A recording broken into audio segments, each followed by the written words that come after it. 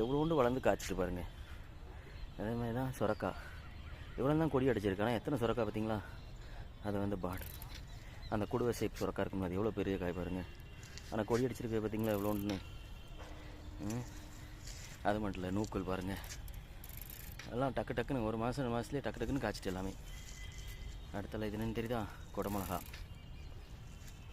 பாவக்காய், அவரைக்காய். அந்த அவரைக்காவது பரவாயில்ல, இதாவது கொஞ்சம் பரவாயில்ல, கொஞ்சம் நிறைய கொடி அடிச்சிருக்கு. இதை பாருங்கள், கொடியே மேலே போய் சேரலன்னா அதுக்கு முன்னாடி கீழே காயை பார்த்தீங்களா எத்தனை காயின்னு. பூசணிக்காயை பார்த்தீங்களா? இந்த கொடி மேலே எங்கே போய் சொல்ல. காலிஃப்ளவரை பாருங்களா, ஒரு சின்ன தொட்டியில் எவ்வளோன்னு தொட்டியில் காலிஃப்ளவர் வச்சுருக்கு பாருங்கள். நூக்கல் எப்படி தெரியுதா தெளிவா?